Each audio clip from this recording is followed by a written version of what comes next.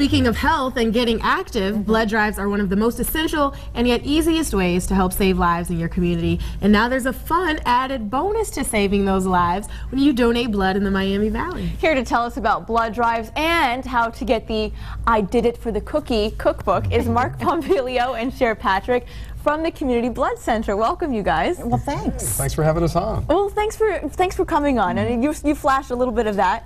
Yeah. Tell us about first the blood drives, yeah, and then the story behind this cookbook, because it's actually very cute. This is Cher's brainchild. This is not something we've done ever before, right? We never have. I've been there for coming up on 13 years, and we just decided, a coworker had a seminar invitation from the company that does these cookbooks, and so we went and thought, wow, that would be a neat thing to do with our donors. And so we decided to launch the project last fall, and it's been quite a while in the making, and finally here it is, and it's very popular. And of course, is the title a play on the fact that when you go to the blood drive, normally you get the cookie after, right? Yeah. Yes. So now you get the cookie and the cookbook. Well, the donors like to joke that I did it for the cookies, and that's just an inside joke. They do it for much more, obviously, to help someone out who's desperately in need of blood. But so that's where the title came from. Again, Cher's inspiration on that, and that inspired the title.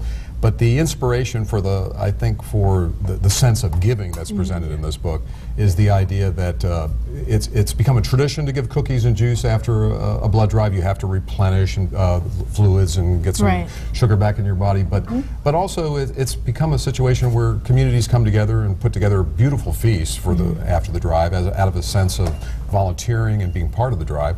And we like to look at it like they're sharing the gift of life, and that has become a tradition of sharing their table as well. And talk a little bit about the actual drive, you know, that process for someone who maybe hasn't given blood before.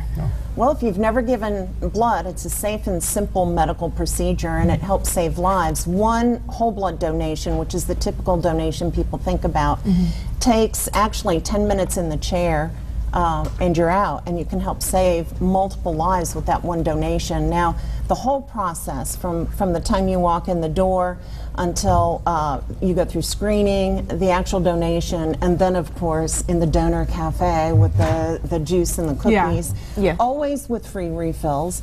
That whole process can take about 45 minutes to an hour. Great, and we have the information. Wonderful. In stereo there. Yes, we do that. If you want to get information on giving blood. You can go to our website, and from our website you can link over to DonorTime.com. DonorTime is a great place to make an appointment, and just do that ahead. And then there's our address for our main branch, but we have other branches, and people can go where it's convenient. Well, Mark, Cher, thank you so much. You guys. Very cute story. I did it for the cookbook. But stick around because still to come on Living Dayton.